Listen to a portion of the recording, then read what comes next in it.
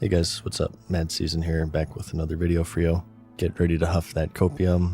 It's another Classic Plus video. So with the recent 20th anniversary that World of Warcraft had, some people were speculating that it would be that fabled day.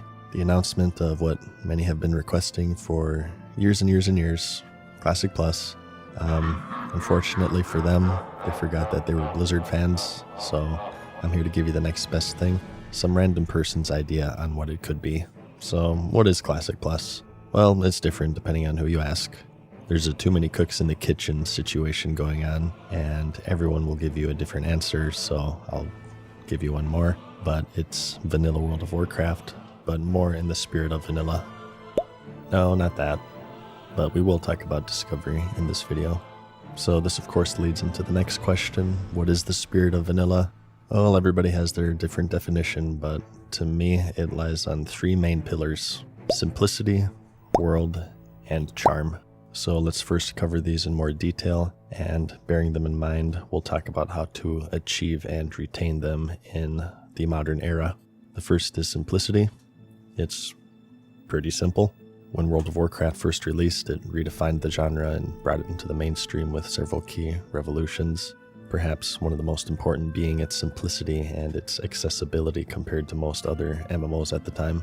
Before its premiere, the genre could only be described as complicated, grindy, and intimidating. The player would be putting in unrefundable stat points on character creation before they even ever set foot in the game. Death came with harsh penalties such as experience and item loss, and gameplay systems required hours of reading the in-game manual to get a basic understanding on. And while this itself isn't necessarily bad game design, as shown, it was niche at the time.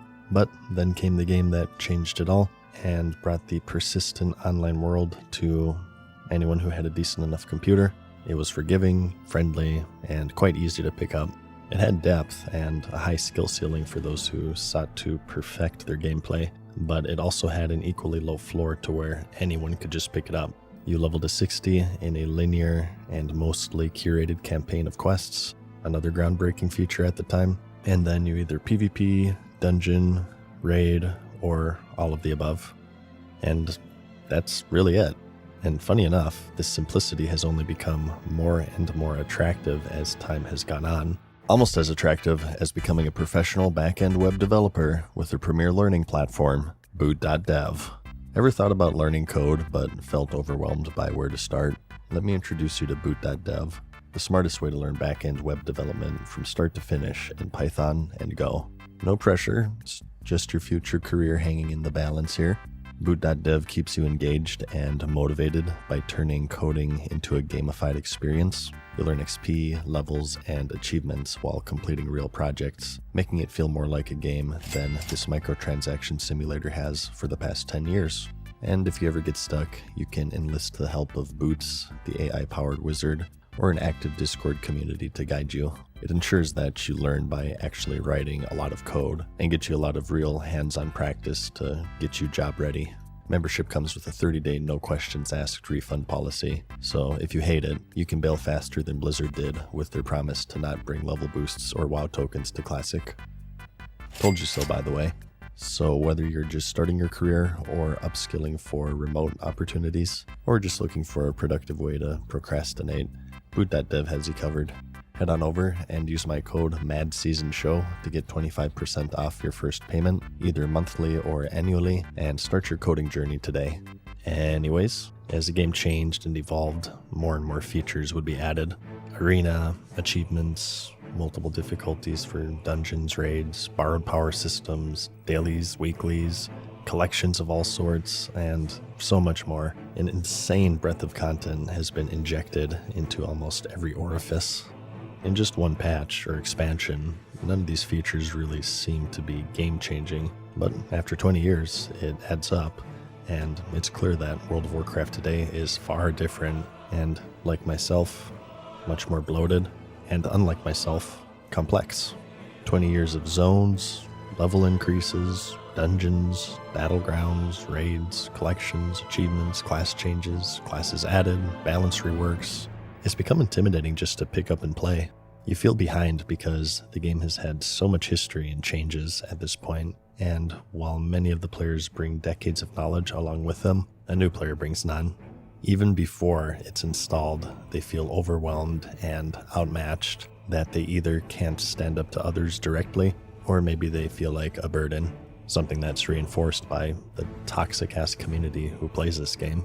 It's the same philosophy as fresh MMO launches. Aside from their actual design, one of the main attractions is just the fact that they're new. Gone is the bloat and the feeling of starting behind or missing out.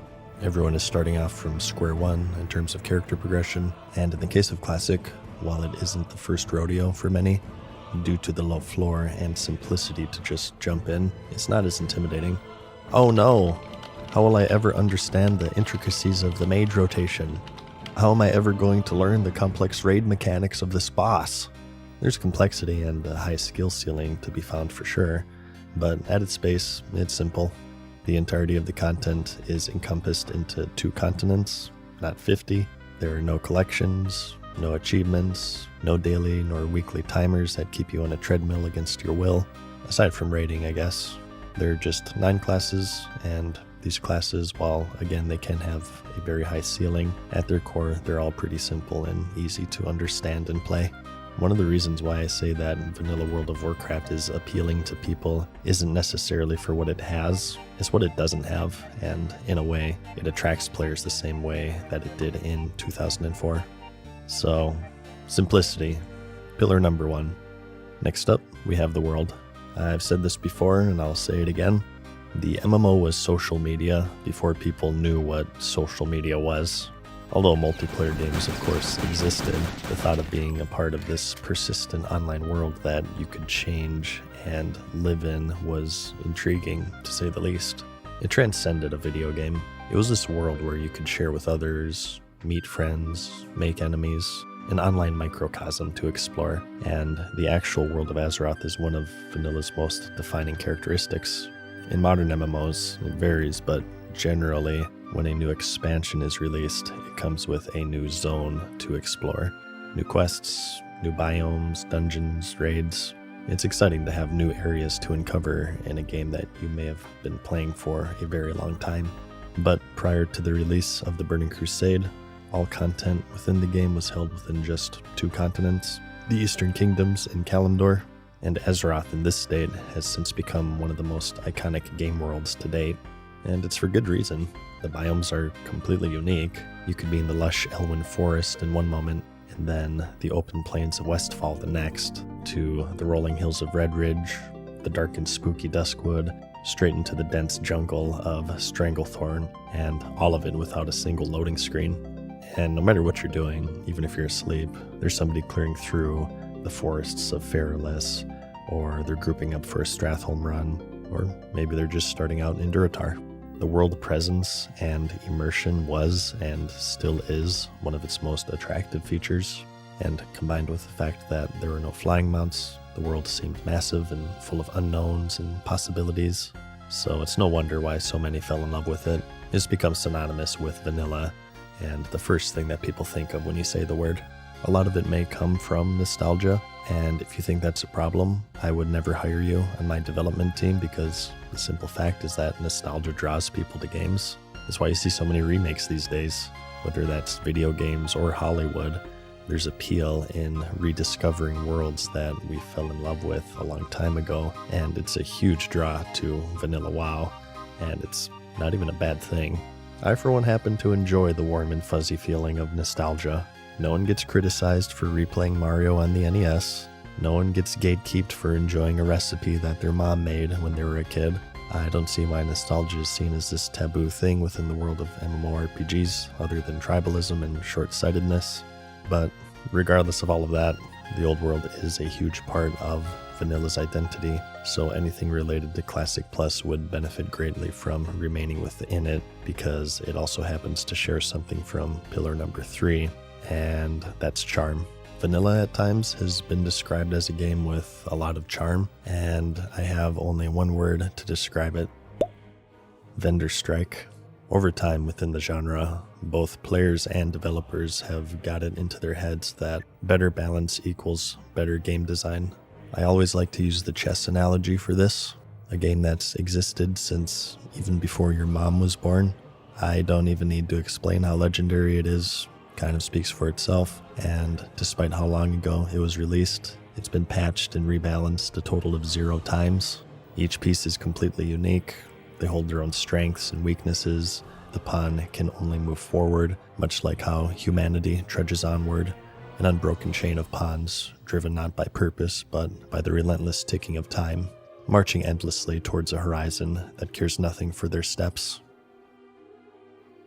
The rook is also interesting, as it can move adjacently in 4 directions as far as they want, and the queen was made during the Paleolithic Me Too movement because it's just OP, moving in any direction as much as it wants without regard to who they hurt, because that's just the way life works. And the knight is, forget about it. This motherfucker can jump over people. I mean, what the F?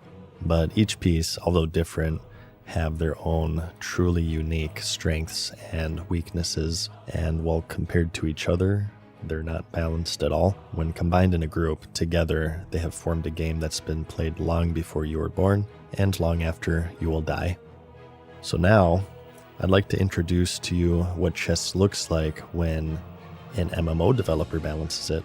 The rook can now also move in any direction as far as they want, like the queen, because not enough people were playing them. The pawn can now move in any direction as far as they want, like the queen, because not enough people were playing them.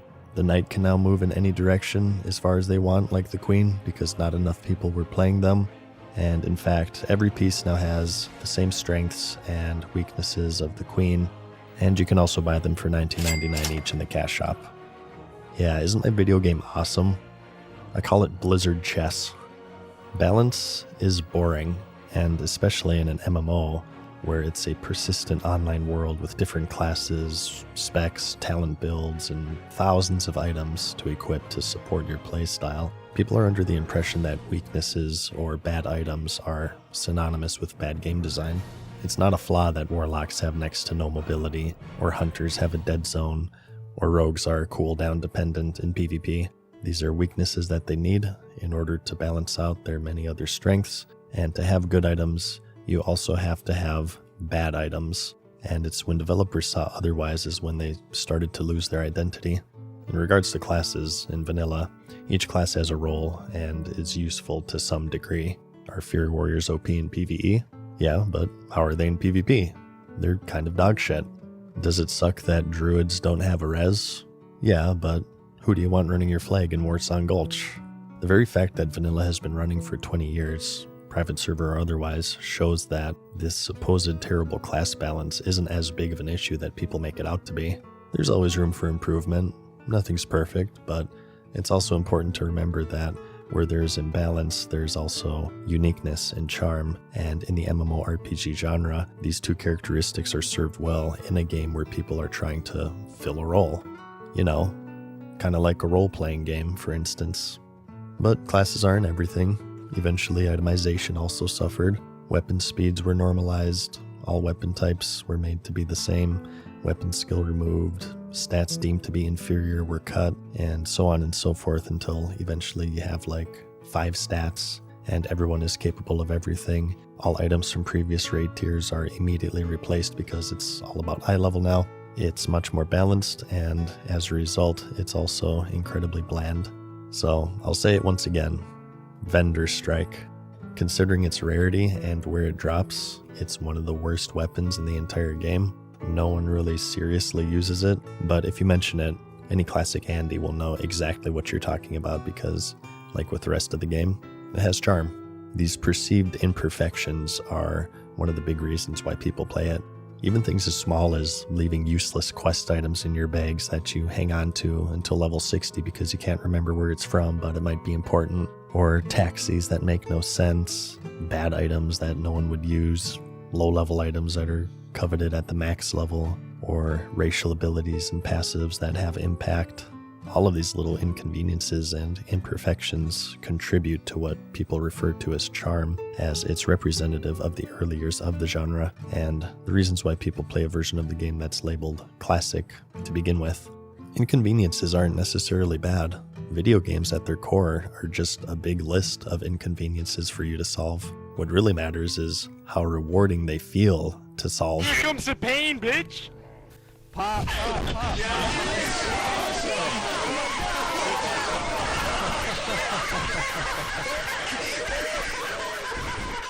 And that's what separates good developers from bad developers. It's not necessarily the obstacles put in place, it's how rewarding they feel when they're overcome. So, the 3 pillars: simplicity, world, and charm. And in regards to Classic Plus, it's what I think would serve well as sort of this guiding star. The Season of Discovery, some have said, is a form of Classic Plus, and I do agree in some senses, but overall I disagree because it breaks all 3 of these pillars in my opinion. And keep in mind here, I'm not saying that any of this is objectively bad. Personally, I stopped playing SOD after the level 50 phase because I realized that for me it just got too far away from these pillars. If you enjoy Discovery, that's fine. This is just me making a case as to why it doesn't really feel like vanilla for me, and I think a lot of others out there. So first, in regards to simplicity, this was lost with the rune system. There are so many runes in the game. These abilities and passives have changed the classes so much, and rotations are way more complex, which again, this isn't a flaw, but it's just not vanilla. I think that they got too far from how the classes felt in vanilla, and this also leaked into a loss of charm as this obsession with balance reared its ugly head in. It was unfair that only Alliance had kings and only Horde had totems, so we make everything available to both factions, and as a result, that Shaman versus Paladin dynamic, which is a pretty large defining factor of vanilla, was lost. Same with the priest racials, which from what I understand are now shared between everyone. The human weapon skill racial. Oh, people are having trouble affording their mounts, buff gold rates. So now no one has to keep up with repairs. So now it's lost that gold struggle, which I think is also another pretty defining feature of Vanilla WoW. As far as the world is concerned, this was absolutely eviscerated with the release of incursions, where players farm and share repeatable quests with each other, and combined with the experience buff, they level at absolutely ludicrous speeds in one little corner of the world, and as a result, the world presence in the game was lost. There's so many inconveniences that were removed for the sake of balance or convenience, and I know why it's all done. It's because they're temporary, so the cadence has to be increased, but that's what I'm saying. This increased hyper-convenience and cadence makes it impossible for it to feel like vanilla, and it's more reminiscent of retail design, bringing us to the actual pitch of the video. The future of Classic Plus can't be seasonal alone, and I think if Blizzard went the same path with Classic WoW as Jagex has gone with old school RuneScape, it would be as successful, if not more so. So if you didn't know, OSRS was released in 2013 to quite a lot of hype, but afterwards, slowly over time, similar to Classic WoW, that big hype burst waned and interest went down because, of course, the big flaw is that there's a finish line. This wasn't unexpected, but when players hit the max and they finished Nexramas and there's no more content to look forward to, they eventually quit, until, of course, Burning Crusade Classic was released. MMORPGs function on the principle that they never end. As players finish raids and other content, they are fed more, and no matter how good one may be, if there's an end, so too is there for a player's interest. So, if you didn't know, as time went on for OSRS, the players started to lose interest, but then Jagex did something pretty interesting. It wasn't one big major patch that changed the game in sweeping ways, but instead, slowly, over the course of years, week by week, they updated and added more and more content to the game in line with what drew people to it to begin with. They did this with the use of polls to measure if the community agrees that if certain changes are in line with this original design philosophy, and by doing that, it's become insanely popular today. You have the main game, OSRS, and every now and then they will also launch these leagues similar to seasons from World of Warcraft, where they increase XP rates and have major changes as sort of a testing ground and a way to draw people back with this fresh launch. By completing activities in-game, you get points, which you can then spend on your main character in the main game for various cosmetic rewards. Now, old school RuneScape and World of Warcraft are two very different MMOs in many different ways, but I think if they were to develop vanilla in a similar way to how OSRS has, and having that base game slowly worked on over time, and using seasons as an optional increased cadence that the players are incentivized to experiment with, and by doing so they get rewards for the base game, and using these 3 design pillars as a guide, they could find similar success. It wouldn't be a light switch. It would definitely take time, but the hard part is already done, because for those who've been following my Unreleased Secrets series, the content is already there, just begging to be finished. I think that the closest you can get to retaining the spirit of vanilla is by making content that the original developers planned. Old High-Gel, Karazhan Crypts, the Ashara Crater, maybe an Ashbringer questline. There's so much content left on the cutting room floor from 2004. They could add raid tiers past Nexramas, a new battleground here and there, and maybe some moderate class balance changes that aren't completely overboard. I think people would play it. Right now, I feel like the developers are just kind of doing their own thing with the seasons, and they're not really taking too much direction from the community. Like, I personally don't know anybody who said, gee, you know what would be cool? A level 30 Gnomragon raid. And again, I'm not saying this is necessarily bad. I actually quite enjoyed SOD for the time that I played it, but I think they've just missed the mark of what vanilla is, because it's impossible to hit it when you have this increased cadence due to their limited availability with nothing to fall back on. And just a small team of developers isn't going to understand a game as much as a community of hundreds of thousands. It's just impossible. So they're just kind of doing their own weird hybrid of vanilla and retail, and at least so far, it doesn't seem to have the staying power that I think an OSRS-like Classic Plus would have. What if Vanilla WoW was as it is right now, and tomorrow they announced that the level cap is increased to 70, Old High-Gel and Uldum are released as 60 to 70 leveling zones, new talents are added, the Ashara Crater is a new battleground, a level 70 Scarlet Monastery raid in Tirisfal Glades is released, along with a hefty attunement chain. It has 14 bosses, along with a quest line to cleanse Ashbringer for the first person able to do so on their server. The Survivalist Profession is released, new nodes to gather, and recipes to craft are released, along with long and tough quest chains to obtain them. The Karazhan Crypts open up as a mega dungeon the size of the Blackrock Depths, and this is just the first patch. And ideas and content would be continuously pitched to the community to a pass or fail vote. Not everyone gets everything. No doing infinitely repeatable quests in a corner of the world for 2 days to reach the max level. Just more vanilla in the spirit of vanilla. People would instantly drown in their own ejaculant. So, I don't know.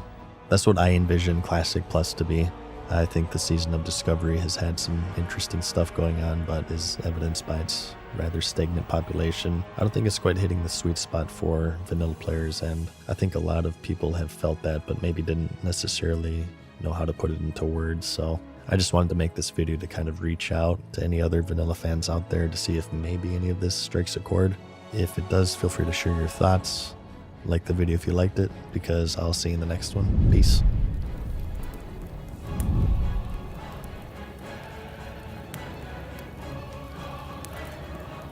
Farewell for now, mortals.